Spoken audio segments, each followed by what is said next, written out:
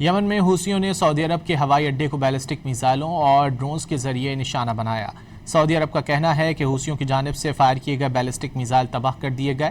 غیر ملکی media reports میں یمن میں سعودی اتحادی فورس کے ترجمان میجر جنرل ترکی ارمالکی کا حوالہ دیتے ہوئے بتایا گیا کہ حوثیوں کی جانب سے سعودی عرب کے جنوبی علاقے کی جانب سے میزائل فائر کیے گئے، تاہم ملکی فضائی دفاعی نظام نے میزائل فضا میں تباہ کر دیے۔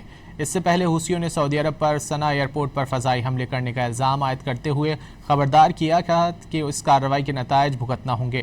پاکستان نے سعودی عرب پر حوثیوں کے بیلسٹک میزائل حملوں کی شدید الفاظ میں مذمت کرتے ہوئے کہا ہے کہ سعودی عرب کی سلامتی، خود مختاری، علاقائی سالمیت کے لیے پاکستان مکمل حمایت کا اعادہ کرتا ہے۔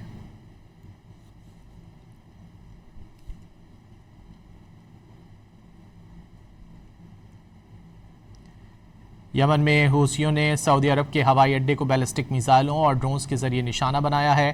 سعودی عرب کا کہنا ہے کہ حوثیوں کی جانب سے فائر کیے گئے بیلسٹک میزائل تباہ کر دیے گئے۔